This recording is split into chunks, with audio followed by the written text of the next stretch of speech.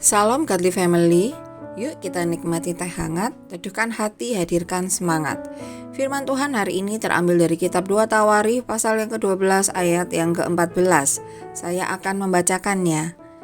Ia melakukan yang jahat karena ia tidak menetapkan hatinya untuk mencari Tuhan. Godly Family yang terkasih, di dalam firman Tuhan yang kita renungkan hari ini menceritakan tentang 3 tahun pemerintahan Rehabeam yang berjalan baik. Rehabeam berhasil memperkokoh kota-kota berkubu dan menempatkan kepala-kepala pasukan dengan segala persediaan senjata dan makanan. Tetapi dalam masa 3 tahun pemerintahannya itu terjadi perubahan sikap Rehabeam kepada Tuhan yang telah memilihnya menjadi raja atas 10 suku. Salah satu contoh yaitu perombakan tatanan ibadah. Para imam dari orang Lewi dilengsarkan dan Rehabeam mengangkat imam-imam untuk bukit-bukit pengorbanan dan patung anak-anak lembu jantan. Orang-orang Lewi dan Israel yang setia menyembah Tuhan pergi ke Yerusalem dan memperkokoh kerajaan Yehuda. Setelah 3 tahun ketika kerajaan dan kekuasaan Rehabeam teguh, berangsur-angsur Rehabeam dan seluruh Israel meninggalkan Tuhan. Kemudian pada tahun kelima, Tuhan mengizinkan Raja Sisak dari Mesir menyerang Yehuda. Di saat terancam, Nabi Semaya mengingatkan raja dan para pemimpin Yehuda. Lalu mereka merendahkan diri di hadapan Tuhan. Tuhan melindungi Yehuda dari pemusnahan oleh Sisak, tetapi konsekuensi dosa tetap dijalani oleh mereka. Dan dalam kurun waktu 5 tahun sesudah kematian Salomo, Sisak berhasil merampas barang-barang berharga di perbendaharaan rumah Tuhan dan raja. Semua dirampas termasuk perisai-perisai emas, dan terpaksa Rehabeam membuat perisai-perisai dari tembaga. Rehabeam tidak sungguh-sungguh mentaati Tuhan. Ketika ada ancaman, ia merendahkan diri dan meminta pertolongan Tuhan. Setelah kondisi aman terkendali, Rehabeam kembali berbuat jahat dan mengabaikan Tuhan. Dan Tuhan juga mengevaluasi Raja Rehabeam dengan sangat lugas.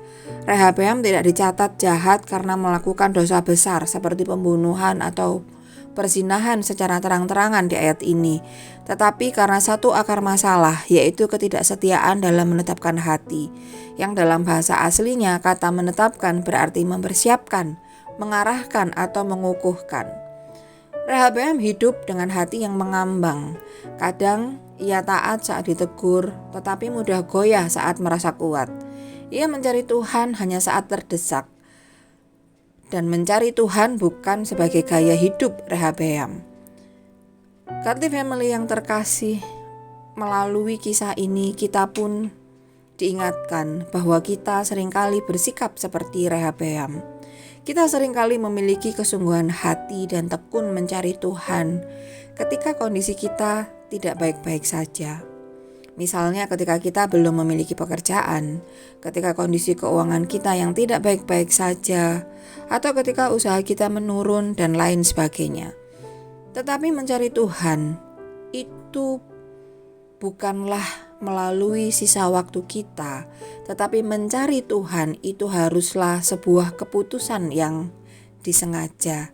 Dan kita juga harus ingat bahwa kehidupan rohani kita bukan seperti sebuah aplikasi handphone. Ketika keadaan tidak baik dan kita perlu Tuhan, Tuhan kita install. Dan ketika keadaan sudah membaik, kita merasa kita tidak perlu Tuhan. Kemudian kita menguninstall Tuhan. Kehidupan rohani itu adalah proses dan progres yang selalu terjadi dalam kehidupan manusia.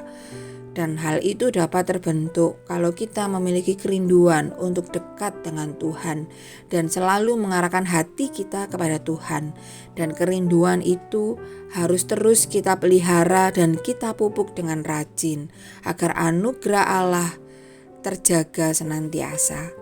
Mari kita berdoa. Tuhan Yesus, terima kasih untuk pagi yang baru. Kami sadar ya Tuhan bahwa tanpa bimbingan Tuhan, hati kami mudah menyimpang. Tuhan, hari ini kami mau belajar dari kegagalan Rehabeam. Kami mau menetapkan hati kami untuk mencari wajah Tuhan, mengikuti kehendak Tuhan, dan menjadikan Tuhan sebagai prioritas kami dalam setiap keputusan yang kami ambil. Tuhan, Pimpinlah langkah kami sepanjang hari ini. Terima kasih ya Tuhan. Ini doa kami, di dalam nama Tuhan Yesus Kristus kami berdoa mengucap syukur. Amin.